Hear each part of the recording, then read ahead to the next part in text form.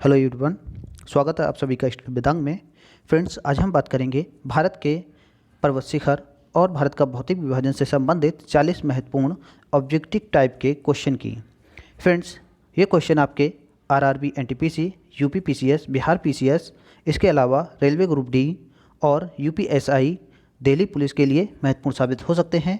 Friends, सबसे पहले मैं आपको बता दूँ कि हमने भारत के पर्वत और भारत के भौतिक विभाजन से संबंधित लेक्चर कवर कर दिए हैं, यानी कि लेक्चर कंप्लीट कर दिए हैं। यदि आपने वो लेक्चर नहीं देखे हैं तो आप सबसे पहले उनको देखिए, उसके बाद इन 40 महत्वपूर्ण क्वेश्चनों को लगाइए। निश्चित ही आपको काफ़ी अच्छा महसूस होगा।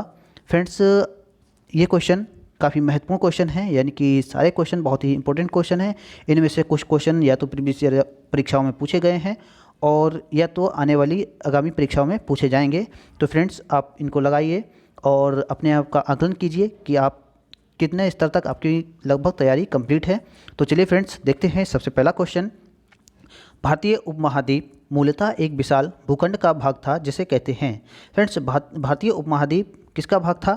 गोंडवाना लैंड का। यहाँ पर हमारा कौन सा ऑप्शन सही है? ऑप्शन डी सही है।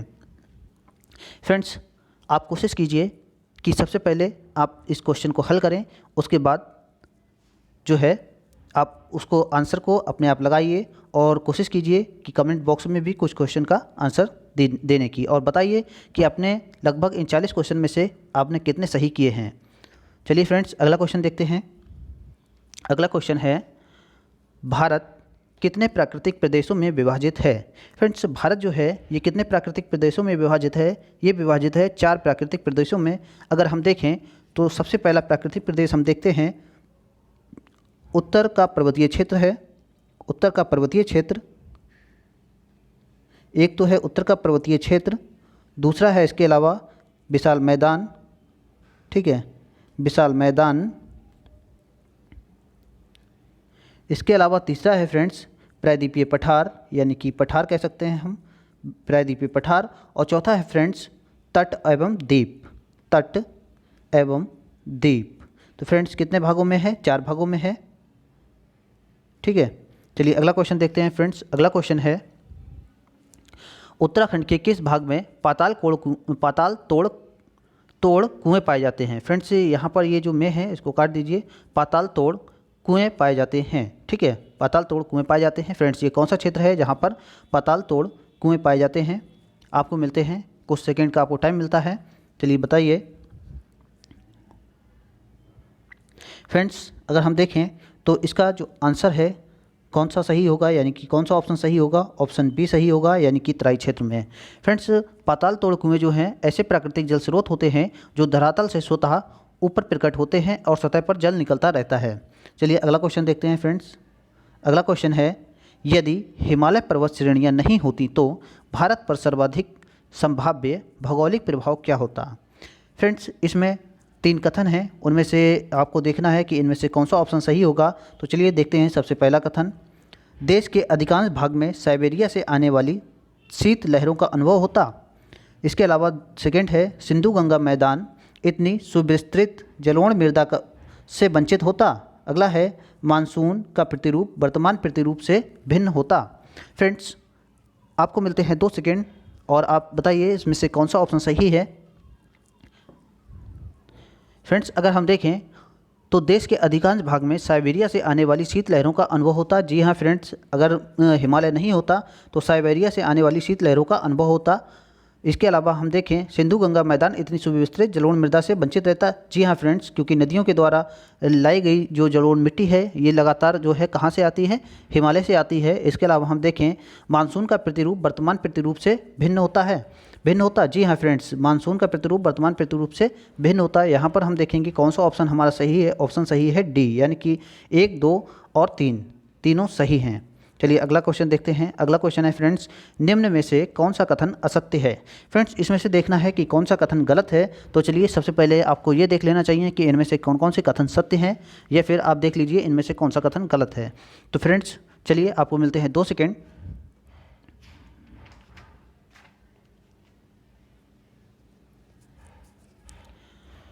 फ्रेंड्स, अगर हम देखें तो हम देखेंगे सबसे पहले कौन कौन से कथन सत्य हैं। तो चलिए देखते हैं। भौमिकीय दृष्टि से प्रायद्वीपीय क्षेत्र भारत का सबसे प्राचीन भाग है। फ्रेंड्स, जो प्रायद्वीपीय क्षेत्र है ये भारत का सबसे प्राचीन भाग है। जी हाँ फ्रेंड्स, ये कथन सही है। अगला है कथन, हिमालय विश्व में सबसे नवीन बलित पर्वतों को प्रदर्शित करता है। जी हाँ फ्रेंड्स, ये सबसे नवीन बलित पर्वतों को प्रदर्शित करता है। फ्रेंड्स, अपनी वीडियो में हमने इसके बारे में अच्छे से डिस्कशन किया है। चलिए अगला देखते हैं। भारत में पश्चिमी समुद्र तट का निर्माण नदियों की जमाव क्रिया के द्वारा हुआ है। फ्रेंड्स, यहाँ पर ये जो है कथन ये गलत है, यानी कि ऑप्शन जो सी है ये सही होगा हमारा। यानी कि भारत में जो पश्चिमी समुद्र तट का निर्माण है ये नदियों के जमाव की क्रिया के द्वारा नहीं हुआ है, जबकि उसके अवतरण के द्वारा हुआ है। ठीक है, अगला क्वेश्चन देखते हैं फ्रेंड्स। अगला क्वेश्चन है, सूची 1 को सूची सेकेंड के साथ सम्मिलित कीजिए और सूचियों के नीचे दिए गए कूट का प्रयोग कर सही उत्तर का चयन कीजिए। फ्रेंड्स, ये कुछ टाइपिंग में थोड़ी सी मिस्टेक हो गई है, चलिए इसको ठीक से देख लेते हैं। यानी कि ABCD दिए गए हैं और इसमें मिलान करना है कि कौन सा सही होगा, पहले का जो है कौन सा सही होगा। चलिए इसको मिला लेते हैं। टाइपिंग में थोड़ी सी प्रॉब्लम होने की वजह से थोड़ी सी दिक्कत है यहाँ पर। चलिए देख लेते हैं। दक्कन ट्रैप जो है फ्रेंड्स ये संबंधित है, यानी कि इसका जो है ये संबंधित किससे है, क्रिटेशियस आदि नूतन से, यानी कि यहाँ पर तीसरा सही है, ए का तीसरा सही है। और पश्चिमी घाट जो है फ्रेंड्स ये उत्तर नूतन से संबंधित है, यानी कि बी का पहला सही है, बी का पहला सही है। अरावली जो श्रेणी है ये फ्रेंड्स संबंधित है प्री कैम्ब्रियन से, यानी कि सी का कौन सा सही है, सी का सही है दूसरा। और नर्मदा ताप्ती जलोढ़ निक्षेप हैं फ्रेंड्स अत्यंत नूतन से संबंधित हैं, तो यहाँ पर जो है कौन सा सही है, डी का 4 सही है। फ्रेंड्स, यहाँ पर ऑप्शन जो हैं नहीं दिए गए थे, तो इसलिए इसमें हम केवल इतने को ही देख लेते हैं और अगला क्वेश्चन देखते हैं। अगला क्वेश्चन है, केरल का कुट्टनाड प्रसिद्ध है। फ्रेंड्स, केरल का कुट्टनाड जो है प्रसिद्ध है, किस लिए प्रसिद्ध है? अगर हम देखें फ्रेंड्स तो केरल का कुट्टनाड भारत का न्यूनतम ऊंचाई वाला क्षेत्र है, जिसके कारण अगर हम देखें तो यहाँ पर खेती के तरीके जो हैं काफ़ी अलग हैं और इसे केरल का धान का कटोरा भी कहा जाता है। कुटनाड सतत कृषि और मत्स्य पालन के लिए भी जाना जाता है। फ्रेंड्स, तो यहाँ पर हमारा कौन सा ऑप्शन सही होगा? ऑप्शन सही होगा बी। फ्रेंड्स, इसके अलावा अगर हम देखें तो खाद्य एवं कृषि संगठन यानी कि FAO द्वारा कुटनाड की खेती के तरीकों को वैश्विक महत्वपूर्ण कृषि विरासत प्रणाली घोषित किया गया है। चलिए फ्रेंड्स, अगला क्वेश्चन देखते हैं। अगला क्वेश्चन है, निम्न तथ्यों पर विचार कीजिए तथा सही उत्तर का चयन नीचे दिए गए कूट से कीजिए। फ्रेंड्स, इसमें से देखना है कथन ए कहता है कि हिमालय से निकलने वाली सभी नदियां सतत वाहिनी होती हैं। और अगला कारण आर है। कारण आर कहता है कि हिमालय अपनी वर्षा का अधिकांश दक्षिण पश्चिमी मानसून से प्राप्त करता है। फ्रेंड्स, इसमें 4 ऑप्शन है, इनमें से देखना है कि इसमें से कौन सा सही होगा। इसमें सबसे पहला ऑप्शन है ए तथा आर दोनों सही है तथा आर ए की सही व्याख्या करता है, क्या ये सही होगा? इसके अलावा ए तथा आर दोनों सही हैं परंतु आर ए की सही व्याख्या करता है, क्या ये सही होगा? इसके अलावा ए सही है परंतु आर गलत है, क्या ये सही होगा? इसके अलावा ए गलत है परंतु आर सही है, क्या ये सही होगा? फ्रेंड्स, आपको मिलते हैं 2 सेकेंड। चलिए आप देखिए कौन सा इसका ऑप्शन सही है। फ्रेंड्स, यहाँ पर ऑप्शन सही होगा बी, क्योंकि फ्रेंड्स अगर हम देखें तो हिमालय से निकलने वाली सभी नदियाँ सतत वाहिनी हैं। जी हाँ फ्रेंड्स, हिमालय से जितनी भी नदियाँ निकलती हैं सभी सतत वाहिनी हैं, यानी कि ए सही है। दूसरा है, हिमालय अपनी वर्षा का अधिकांश दक्षिण पश्चिम मानसून से प्राप्त करता है। फ्रेंड्स, अगर हम देखें तो आर भी सही है, लेकिन ये जो है इसकी व्याख्या नहीं करता है, क्योंकि नदियाँ जो है सतत वाहिनी इसलिए हैं, ये जो है ग्लेशियर से निकलती हैं। ग्लेशियर हिमालय में ग्लेशियर होने की वजह से नदियाँ सतत वाहिनी यानी कि साल भर जो है उनमें जल बना रहता है। किसके कारण? ग्लेशियर के कारण। तो यहाँ पर हमारे दूसरे कारण में ये नहीं दिया गया है, इसलिए अगर हम देखें तो ए आर दोनों सही हैं परंतु आर ए की सही व्याख्या नहीं करता है। यदि यहाँ पर ग्लेशियर के बारे में बताया गया होता और ये कहा गया होता कि ग्लेशियर के कारण नदियाँ जो हैं सतत वाहिनी होती हैं, तो कारण जो है इसकी सही कथन की सही व्याख्या करता। तो हमारा ऑप्शन कौन सा सही है? ऑप्शन बी सही है। चलिए अगला क्वेश्चन देखते हैं फ्रेंड्स। अगला क्वेश्चन है, हिमालय की रचना समांतर वलय श्रेणियों से हुई है। फ्रेंड्स, हिमालय की रचना समांतर वलय श्रेणियों से हुई है, जिसमें से प्राचीनतम श्रेणी है। फ्रेंड्स, इनमें से प्राचीनतम श्रेणी कौन सी है? आपको मिलते हैं 2 सेकेंड। फ्रेंड्स, अगर हम देखें तो हिमालय को हमने बताया था, हिमालय 4 भागों में बटा हुआ है। जैसा कि हमने बताया था कि सबसे उत्तर में है बृहत हिमालय, बृहत हिमालय, अगर आपने वीडियो देखी होगी तब आपको पता होगा कि सबसे उत्तर में है बृहत हिमालय। उसके बाद हम देखते हैं बृहत हिमालय के दक्षिण में कौन सा हिमालय है फ्रेंड्स, महान हिमालय, महान हिमालय। उसके बाद हम देखते हैं महान हिमालय के दक्षिण में फ्रेंड्स कौन सा हिमालय है, तो ये है लघु हिमालय या फिर मध्य हिमालय, लघु हिमालय या फिर मध्य हिमालय। और सबसे दक्षिण में फ्रेंड्स कौन सा हिमालय है, ये है शिवालिक हिमालय, शिवालिक हिमालय, ठीक है, शिवालिक। तो फ्रेंड्स अगर हम देखें तो सबसे पहले जो निर्माण हुआ था यानी कि सबसे पुराना जो हिमालय है वो है फ्रेंड्स बृहत हिमालय, क्योंकि इसका सबसे पहले निर्माण हुआ था इन तीनों चोटियों की तुलना में। तो यहाँ पर हमारा कौन सा ऑप्शन सही होगा फ्रेंड्स, यहाँ पर ऑप्शन हमारा सही होगा ऑप्शन सी, यानी कि बृहत हिमालय श्रेणी। चलिए अगला क्वेश्चन देखते हैं फ्रेंड्स। अगला क्वेश्चन है उत्तर भारत में उप हिमालय क्षेत्र के सहारे पहले समतल मैदान को कहा जाता है, फैले समतल मैदान को कहा जाता है। ठीक है फ्रेंड्स, यहाँ पर लिखा है कि उत्तर भारत में उप हिमालय क्षेत्र के सहारे फैले समतल मैदान को कहा जाता है। फ्रेंड्स समतल मैदान को क्या कहा जाता है, चलिए देखते हैं क्या यहाँ पर सही होगा हमारा।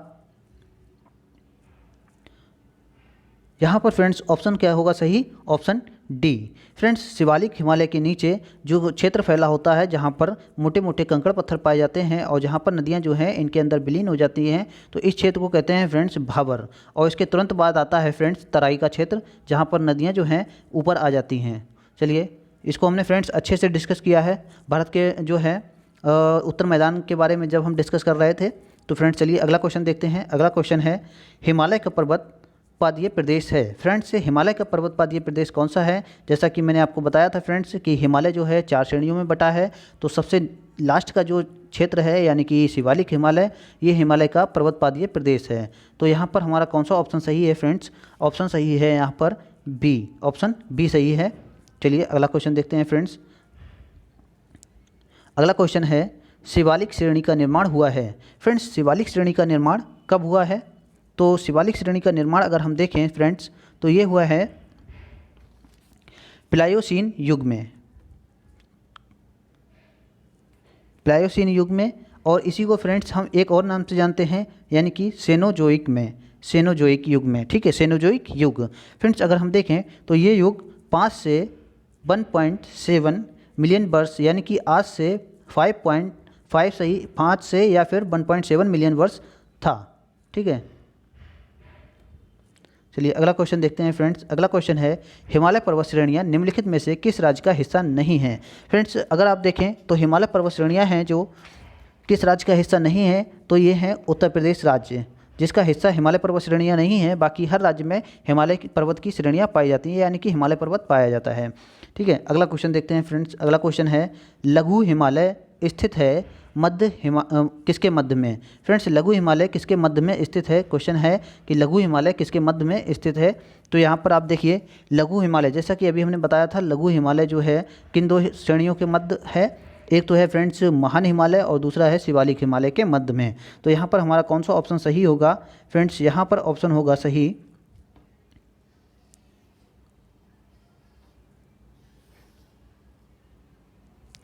शिवालिक और महान हिमालय यानी कि ऑप्शन बी सही है। चलिए अगला क्वेश्चन देखते हैं। पश्चिमी भाग में हिमालय की श्रेणियों का दक्षिण से उत्तर की ओर निम्नांकित में से कौन सा क्रम सही है। फ्रेंड्स इन्होंने पूछा है कि जो है पश्चिम भाग में हिमालय की श्रेणियों का, फ्रेंड्स पश्चिम भाग में हिमालय की श्रेणियों का दक्षिण से उत्तर की ओर क्रम, दक्षिण से उत्तर की ओर क्रम निम्नांकित में से कौन सा सही है। फ्रेंड्स जैसे कि हमने अभी आपको बताया दक्षिण में सबसे दक्षिण में कौन सा है, शिवालिक है। सबसे दक्षिण में क्या है, शिवालिक है। इसके बाद कौन सा है, लघु हिमालय है। फ्रेंड्स इसके बाद कौन सा है, महान हिमालय है। और इसके बाद है फ्रेंड्स बृहत हिमालय। तो यहाँ पर हमारा कौन सा ऑप्शन सही होगा फ्रेंड्स, ऑप्शन बी सही होगा यानी कि शिवालिक हिमालय, लघु हिमालय और महान हिमालय। चलिए अगला क्वेश्चन देखते हैं फ्रेंड्स। अगला क्वेश्चन है निम्नलिखित में से कौन सबसे नवीन पर्वत श्रेणी है। फ्रेंड्स जैसा कि अभी आपको बताया था कि इनमें से कौन सा सबसे नवीन पर्वत श्रेणी है, तो वह है फ्रेंड्स शिवालिक श्रेणी यानी कि ऑप्शन कौन सा सही है, ऑप्शन सी सही है।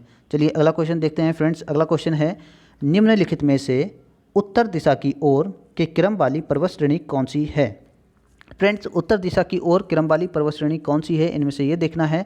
फ्रेंड्स अगर आपने वीडियो देखी होगी तो हमने अच्छे से डिस्कस किया है कि काराकोरम श्रेणी कहाँ पर है, ठीक है, लद्दाख कहाँ पर है, जास्कर कहाँ पर है और पीर पंजाल कहाँ पर है।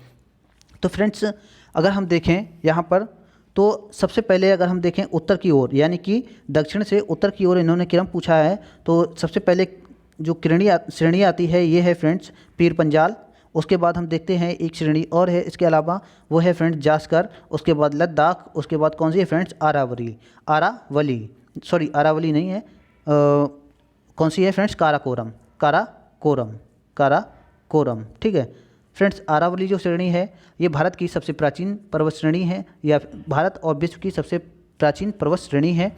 तो और जो काराकोरम श्रेणी है फ्रेंड्स ये है भारत की जो है नवीनतम पर्वत श्रेणी। तो यहाँ पर कन्फ्यूजन नहीं होना चाहिए। तो हमारा कौन सा ऑप्शन सही होगा फ्रेंड्स, यहाँ पर ऑप्शन सही होगा पीर पंजाल, जास्कर श्रेणी और लद्दाख, इसके अलावा है काराकोरम, यानी कि ऑप्शन बी सही है।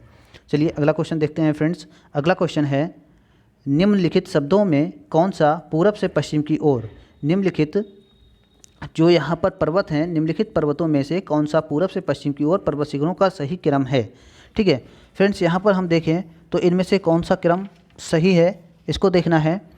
इन्होंने पूछा है पूरब से पश्चिम की ओर, पूरब से पश्चिम की ओर, यानी कि अगर हम देखें पूर्वोत्तर भारत से लेकर हम जाते हैं कश्मीर की ओर, ठीक है। तो यहाँ पर कौन सा फ्रेंड्स सही होगा, यहाँ पर सही होगा एवरेस्ट, कंचनजंगा, अन्नपूर्णा, ये सही नहीं होगा। इसके बाद कंचनजंगा, एवरेस्ट, अन्नपूर्णा, धौलागिरी, फ्रेंड्स ये सही है, यानी कि हमारा ऑप्शन कौन सा सही है, ऑप्शन बी सही है। चलिए अगला क्वेश्चन देखते हैं फ्रेंड्स। अगला क्वेश्चन है पीर पंजाल श्रेणी पाई जाती है, फ्रेंड्स पीर पंजाल श्रेणी है यह कहाँ पर पाई जाती है, आपको मिलते हैं 2 सेकेंड। फ्रेंड्स इसके बारे में हमने अच्छे से डिस्कस किया है अपने वीडियो में, और हमने बताया है कि पीर पंजाल श्रेणी कहाँ पर है, बाकायदा एक मैप के द्वारा हमने डिस्कस किया था और हमने देखा था इसको अच्छे से कि कहाँ पर कौन सी श्रेणी पाई जाती है, उनका क्रम क्या है, और हमने वहाँ पर डिस्कस भी किया था कि क्वेश्चन इस तरह से बन जाते हैं। तो चलिए फ्रेंड्स देखते हैं पीर पंजाल श्रेणी कहाँ पाई जाती है। फ्रेंड्स ये पाई जाती है जम्मू कश्मीर में, यानी कि ऑप्शन कौन सा सही है, ऑप्शन बी सही है। चलिए अगला क्वेश्चन देखते हैं फ्रेंड्स।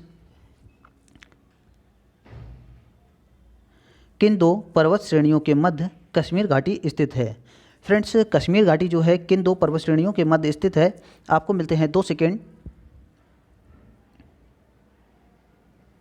यानी कि अगर हम देखें तो कश्मीर घाटी जो है फ्रेंड्स ये किसके मध्य स्थित है, ये स्थित है बृहत हिमालय और पीर पंजाल श्रेणी के मध्य में स्थित है, यानी कि ऑप्शन कौन सा सही है, ऑप्शन बी सही है। चलिए अगला क्वेश्चन देखते हैं फ्रेंड्स। अगला क्वेश्चन है निम्नलिखित में से सबसे प्राचीन पर्वत श्रृंखला कौन सी है। फ्रेंड्स जैसा कि अभी मैंने आपको बताया था कि सबसे प्राचीन पर्वत श्रृंखला इनमें से कौन सी है, तो हम देखें सबसे प्राचीन पर्वत श्रृंखला है फ्रेंड्स आरावली। अगर फ्रेंड्स इससे संबंधित महत्वपूर्ण जो है पॉइंट हैं उनको देखें तो फ्रेंड्स ये जो श्रेणी है गुजरात के पालनपुर से लेकर राजस्थान एवं हरियाणा से होकर दिल्ली तक 800 किलोमीटर की लंबाई में फैली हुई है। फ्रेंड्स अगर हम बात करें तो इसका निर्माण कब हुआ था, प्री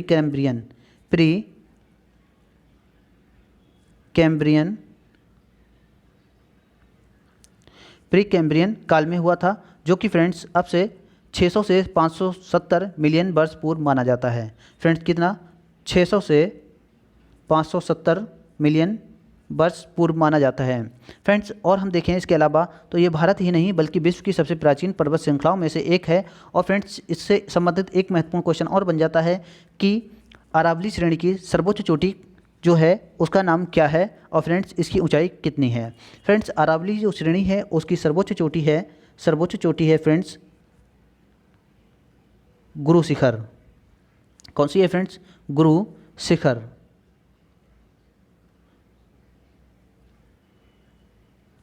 फ्रेंड्स इसकी जो है ऊंचाई कितनी है, 1722 मीटर, ठीक है। तो फ्रेंड्स आप इसको अच्छे से याद कर लीजिए, क्योंकि अगर क्वेश्चन कहीं से बनता है तो ये क्वेश्चन जो है सबसे ज़्यादा महत्वपूर्ण क्वेश्चन है, ठीक है, पर्वतीय क्षेत्र से। चलिए हम देखते हैं इसमें हमारा कौन सा ऑप्शन सही है, ऑप्शन बी सही है।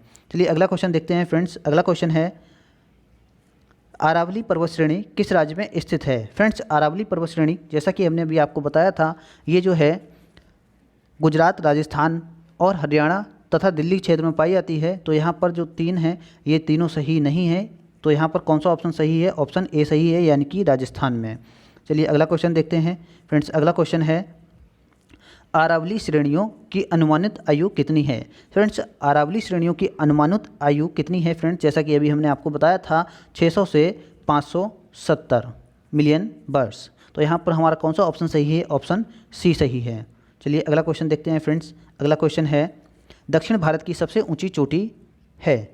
फ्रेंड्स दक्षिण भारत की सबसे ऊंची चोटी कौन सी है। चलिए आपको मिलते हैं 2 सेकेंड।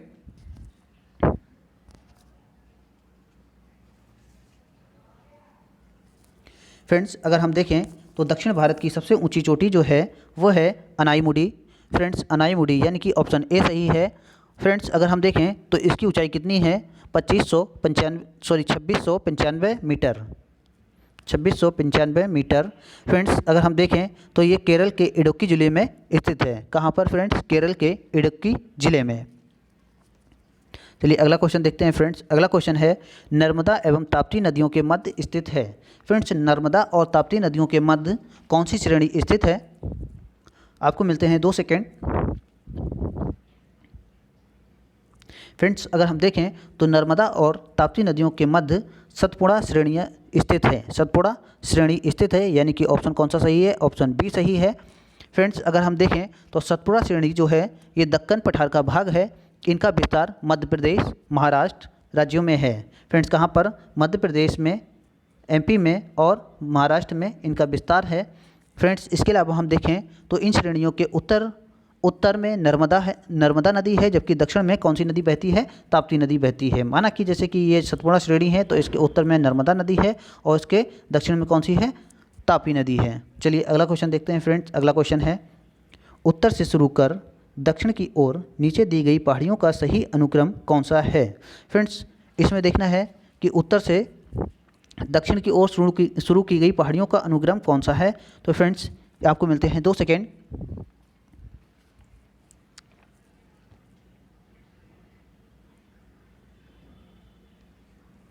तो फ्रेंड्स यहाँ पर हमारा कौन सा ऑप्शन सही होगा, ऑप्शन सही होगा सी, यानी कि नल्लामलाई पहाड़ियाँ, जवादी पहाड़ियाँ, नीलगिरी पहाड़ियाँ और अन्नामलाई पहाड़ियाँ। फ्रेंड्स अगर हम बात करें नल्लामलाई पहाड़ियाँ जो हैं ये आंध्र प्रदेश के कृष्णा और पेन्नूर नदी के मध्य में स्थित हैं। फ्रेंड्स इसके अलावा हम देखें जवादी पहाड़ियाँ जो हैं फ्रेंड्स ये तमिलनाडु राज्य के उत्तरी अर्काट ज़िले में स्थित हैं।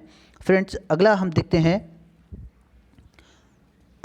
हैं पहाड़ियों की रानी के नाम से विख्यात जो है नीलगिरी पहाड़ियाँ जो हैं फ्रेंड्स ये कहाँ पर स्थित हैं, पश्चिमी घाट और पूर्वी घाट के सम्मिलन स्थल पर। जहाँ पर फ्रेंड्स पश्चिमी घाट और पूर्वी घाट जो है स्थल मिलते हैं उनके बीच में कौन सी पहाड़ियाँ स्थित हैं फ्रेंड्स, नीलगिरी की पहाड़ियाँ।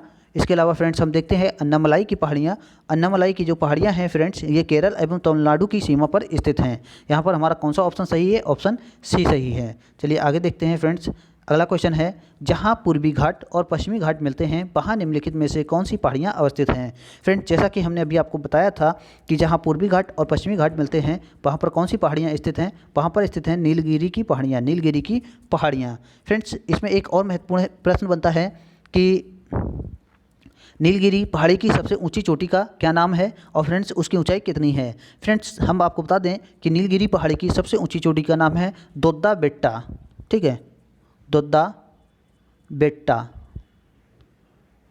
फ्रेंड्स इसकी ऊंचाई है 2637 मीटर, 2637 मीटर इसकी कुल ऊंचाई है। चलिए अगला क्वेश्चन देखते हैं फ्रेंड्स। अगला क्वेश्चन है भारत की निम्नलिखित में से कौन सी पर्वत श्रेणी केवल एक ही राज्य में फैली है। फ्रेंड्स इनमें से अगर हम देखें तो भारत की कौन सी पर्वत श्रेणी है जो केवल एक ही राज्य में फैली है। फ्रेंड्स आपको मिलते हैं 2 सेकेंड।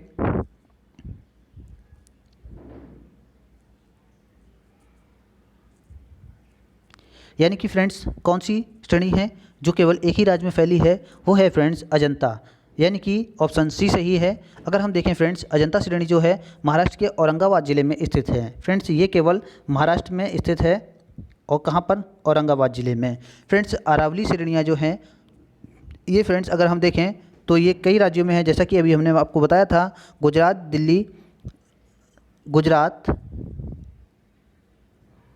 दिल्ली, हरियाणा तथा अन्य राज्यों में। इसके अलावा फ्रेंड्स अगर हम देखें सतपुड़ा श्रेणी जो है, सतपुड़ा श्रेणी गुजरात और छत्तीसगढ़ में फैली है, गुजरात और छत्तीसगढ़ में इसके अलावा फ्रेंड्स हम देखें तो सह्याद्री जो है ये कहाँ पर है, गुजरात और तमिलनाडु में, गुजरात और तमिलनाडु में। ठीक है फ्रेंड्स, तो यहाँ पर हमारा कौन सा ऑप्शन सही है, ऑप्शन सी सही है। चलिए अगला क्वेश्चन देखते हैं। अगला क्वेश्चन है महाराष्ट्र एवं कर्नाटक में पश्चिमी घाट क्या कहलाते हैं। फ्रेंड्स महाराष्ट्र और कर्नाटक में पश्चिमी घाट किस नाम से जाना जाता है, तो फ्रेंड्स ये जाना जाता है किस नाम से, सह्याद्री के नाम से, यानी कि ऑप्शन हमारा कौन सा सही है, ऑप्शन बी सही है। फ्रेंड्स ये क्वेश्चन, सारे क्वेश्चन महत्वपूर्ण क्वेश्चन है और आगामी परीक्षाओं के लिए ही ज़्यादा महत्वपूर्ण क्वेश्चन है, इसलिए मैं यहाँ पर इनको लेकर आया हूँ।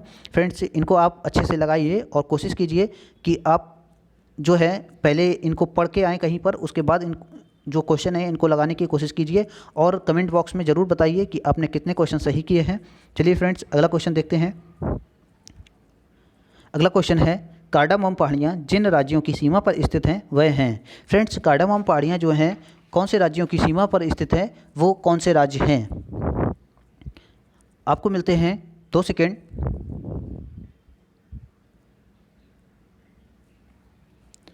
फ्रेंड्स कार्डामम पहाड़ियाँ केरल और तमिलनाडु की सीमा पर स्थित हैं, तो यहाँ पर हमारा कौन सा ऑप्शन सही है फ्रेंड्स, ऑप्शन सी सही है, ऑप्शन सी सही है। चलिए अगला क्वेश्चन देखते हैं फ्रेंड्स। अगला क्वेश्चन है सेबराय पहाड़ियाँ कहाँ स्थित हैं।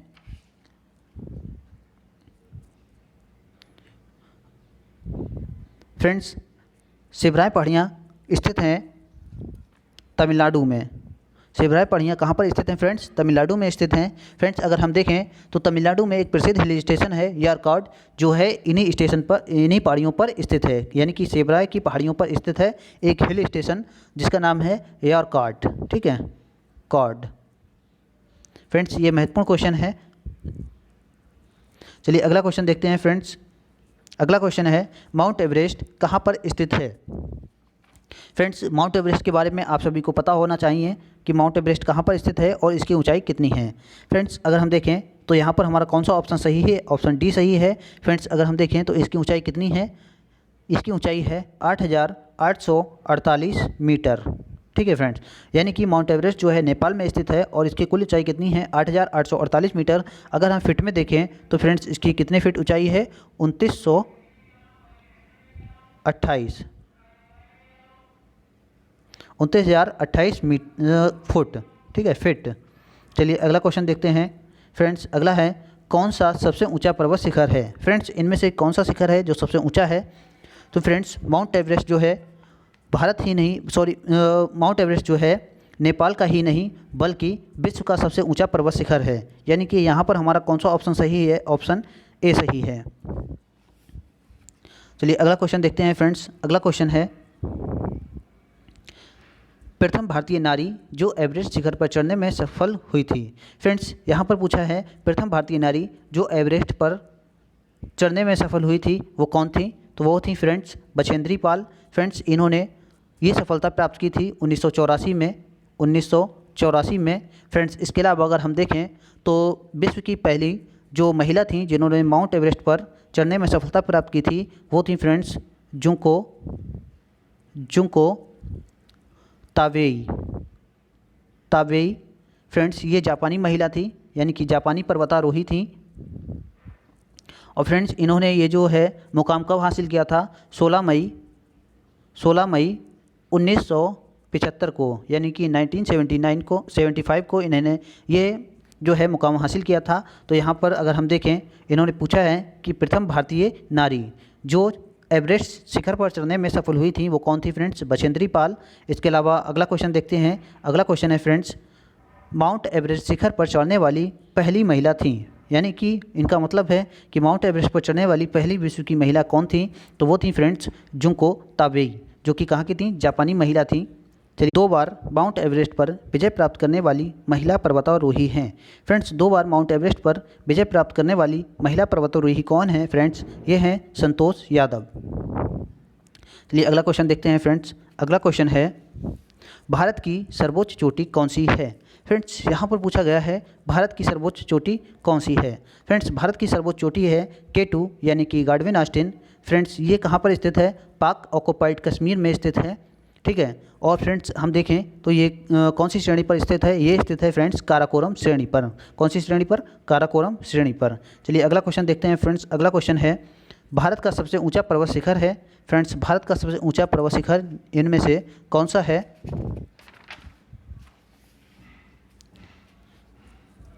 भारत का सबसे ऊंचा पर्वत शिखर फ्रेंड्स कौन सा है? कंचनजंगा है। यानी कि ऑप्शन कौन सा सही होगा? ऑप्शन ए सही होगा।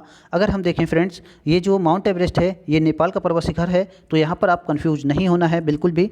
और इसके अलावा हम देखें तो कंचनजंगा की टोटल ऊंचाई कितनी है? तो इसकी है फ्रेंड्स 8,598 मीटर। 8,598 मीटर कंचनजंगा की कुल ऊंचाई है। इसके अलावा हम देखें मकालू की कुल ऊंचाई फ्रेंड्स कितनी है? तो इसकी ऊंचाई है 8,463 मीटर। फ्रेंड्स, हम देखें माउंट एवरेस्ट की कुल ऊंचाई 8,848 मीटर।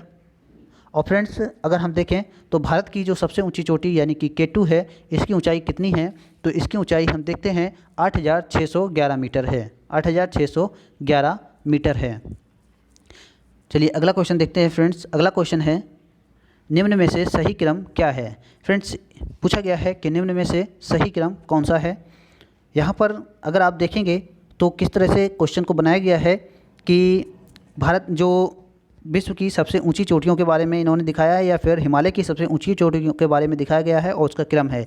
यानी कि छोटी सबसे बड़ी, उसके बाद छोटी, उसके बाद छोटी, इस तरह से यहाँ पर एक क्रम है दिखाई देता है। तो यहाँ पर हमारा कौन सा ऑप्शन सही होगा फ्रेंड्स? यहाँ पर होगा माउंट एवरेस्ट। इसके बाद कौन सी है? इसके बाद है फ्रेंड्स K2। और इसके बाद फ्रेंड्स कौन सी है? कंचनजंगा। यानी कि हमारा ऑप्शन कौन सा सही होगा? ऑप्शन सी सही होगा। चलिए अगला क्वेश्चन देखते हैं फ्रेंड्स। अगला क्वेश्चन है, नंदा देवी स्थित है। नंदा देवी फ्रेंड्स कहाँ पर स्थित है?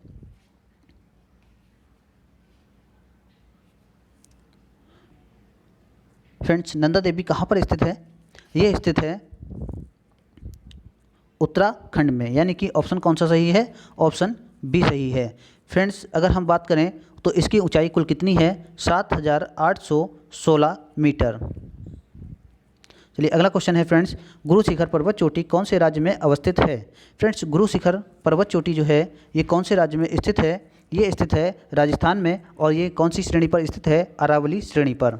चलिए फ्रेंड्स अगला क्वेश्चन देखते हैं, निम्नलिखित पर्वत शिखरों में कौन सा एक भारत में अवस्थित नहीं है? फ्रेंड्स, इनमें से कौन सा पर्वत शिखर है जो भारत में अवस्थित नहीं है?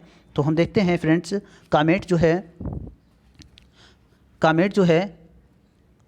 कामेट कहाँ पर स्थित है फ्रेंड्स? ये स्थित है उत्तराखंड में। इसके अलावा नंदा देवी भी फ्रेंड्स कहाँ पर स्थित है? उत्तराखंड में। और इसके अलावा फ्रेंड्स त्रिशूल भी कहाँ पर स्थित है? उत्तराखंड में। यानी कि ये तीनों पर्वत श्रेणियाँ स्थित हैं कहाँ पर? उत्तराखंड में, भारत में स्थित हैं। इसके अलावा हम देखते हैं फ्रेंड्स, गोसाई थान जो है ये कहाँ पर स्थित है? तिब्बत में स्थित है। तिब्बत में स्थित है। ठीक है, तो यहाँ पर भारत में कौन सा अवस्थित नहीं है? तो ऑप्शन कौन सा सही है फ्रेंड्स? ऑप्शन ए सही है, जो भारत में अवस्थित नहीं है। फ्रेंड्स, ये हमने बात की 42 महत्वपूर्ण क्वेश्चन की। फ्रेंड्स, यदि आपको हमारा ये लेक्चर आपको अच्छा लगा है तो आप हमको कमेंट के माध्यम से ज़रूर बताइए, ताकि आगे के लेक्चर हम और बनाएं, ताकि हम और मोटिवेट हों और अच्छे से अच्छा लेक्चर बनाने की कोशिश करें फ्रेंड्स। और अगर हमारा ये लेक्चर आपको अच्छा लग रहा है तो चैनल को सब्सक्राइब कर लीजिए, वीडियो को शेयर कीजिए और वीडियो को लाइक ज़रूर कीजिए। ठीक है फ्रेंड्स, थैंक यू फ्रेंड्स।